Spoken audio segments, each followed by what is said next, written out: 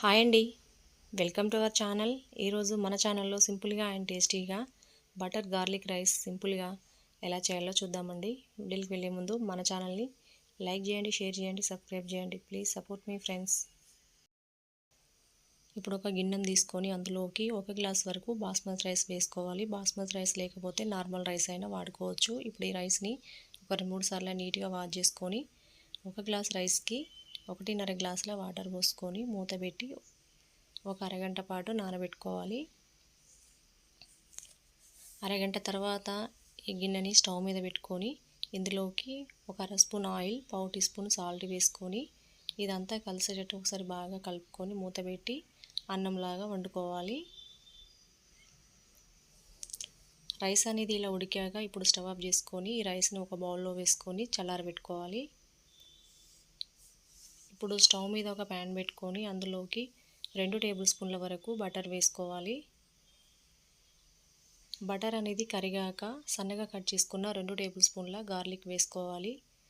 ఒకసారి అంతా బాగా కలుపుకుంటూ ఫ్రై చేసుకోవాలి. ఇప్పుడు ఇందులోకి 1 స్పూన్ వరకు జీలకర్ర వేసుకోవాలి. ఆ వీడియో క్లిప్ అనేది మిస్ అయిందండి. ఒక 2 పచ్చిమిర్చిని సన్నగా ఇలా కట్ చేసుకొని వేసుకొని ఒకసారి అంతా బాగా కలుపుకుంటూ ఫ్రై చేసుకోవాలి. గార్లిక్ అనేది మంచి గోల్డెన్ కలర్ వచ్చే వరకు బాగా ఫ్రై చేసుకోవాలి. ఇలా ఫ్రై అయ్యాక ఇందులోకి ఒక 2 స్పూన్ల వరకు సన్నగా కట్ చేసుకున్న ఉల్లిపాయలు వేసుకొని ఒకసారి అంతా బాగా కలుపుకుంటూ ఫ్రై చేసుకోవాలి. ఇప్పుడు ఇందులోకి ఒక 1/2 టీ స్పూన్ వరకు సాల్ట్ వేసుకోవాలి. ఆల్రెడీ మనం రైస్లో అండ్ బటర్లో సాల్ట్ ఉంది కాబట్టి దాన్ని చూసుకొని మనం సాల్ట్ అనేది వేసుకోవాలి. ఇలా ఫ్రై అయ్యాక ఇందులోకి మనం ముందుగా పక్కన పెట్టుకున్న రైస్ మొత్తాన్ని వేసుకోవాలి. ఇదంతా కలిసేటట్టు ఒకసారి బాగా కలుపుకోవాలి. ఇప్పుడు ఇందులోకి ఒక అర స్పూన్ మిరియాల పొడి, ఒక 1/2 టీ స్పూన్ గరం మసాలా వేసుకోవాలి. ఇలా వేసుకోవడం వలన టేస్ట్ అనేది చాలా బాగుంటుంది. ఇలా అంతా కలిసేటట్టు మళ్ళీ ఒకసారి అంతా బాగా కలుపుకోవాలి. కావాలంటే ఇందులోకి క్యాప్సికమ్ కానీ ఎగ్స్ అయినా వేసుకోవచ్చండి. ఇప్పుడు మూత పెట్టి ఒక 2 నిమిషాలు అలా వదిలేయాలి.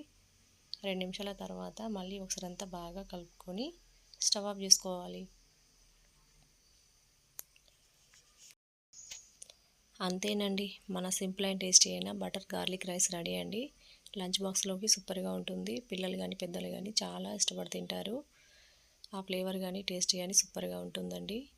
ఈ సింపుల్ అండ్ టేస్టీ అయిన butter garlic rice lunch box recipe మీకు నచ్చినట్లయితే లైక్ చేయండి, షేర్ చేయండి, సబ్స్క్రైబ్ చేయండి. Please support me friends. Thanks for watching.